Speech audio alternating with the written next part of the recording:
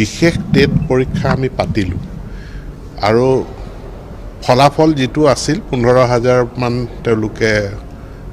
অৱতীৰ্ণ হৈছিল 600 কিমান গৰাকী তেওঁলোক পাছ কৰিলে আৰু তাৰে বহুতে চাকৰিও পাইছে গতিকে এতিয়া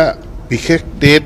পুনৰবাৰ পাতিব লাগে এবাৰতো আমি তেওঁলোকৰ দাবী অনুসৰি পাতিলোই আৰু এবাৰ যদি পাতিব লাগে বুলি কৈছে আমি এটো বিবেচনা পৰীক্ষা কৰি চাম কি কৰা যায় নিযুক্তি এতিয়া এটা প্ৰক্ৰিয়াৰে হ'ব যেটো খুব স্বচ্ছ প্ৰক্ৰিয়া যত আমাৰ যে ৰিকুইজিট কোৱালিফিকেশন আছে মিনিমাম কোৱালিফিকেশন আছে কোৱালিফিকেশনখিনি থাকিলে তেওঁলোকে আবেদন কৰিব পাৰিব খুব সোনকালে আমাৰ শিক্ষা বিভাগত যিখিনি খালী পদ এতিয়া পাইছো আমি এই খালী পদখিনিৰ কাৰণেও ইতিমধ্যে মুখ্যমন্ত্ৰী ঘোষণা কৰিছে খুব কম সময়ৰ ভিতৰত বিজ্ঞাপন প্ৰকাশ পাব তেওঁলোকে আবেদন কৰিব পাৰিব তো তেওঁলোকে এখন চুক্তি কৰি পেলে চাকৰিটো তেওঁলোকে লাভ কৰিছে এতিয়া এমপ্লয়িয়ে এমপ্লয়াৰক ডিক্টেশন দিলে কথাটো কেনে ধৰণৰ হ'ব মই বুজিব নোৱাৰো যে এমপ্লয়াৰ হল চৰকাৰ তেওঁলোক হল এমপ্লয়ি গতিকে চৰকাৰখনে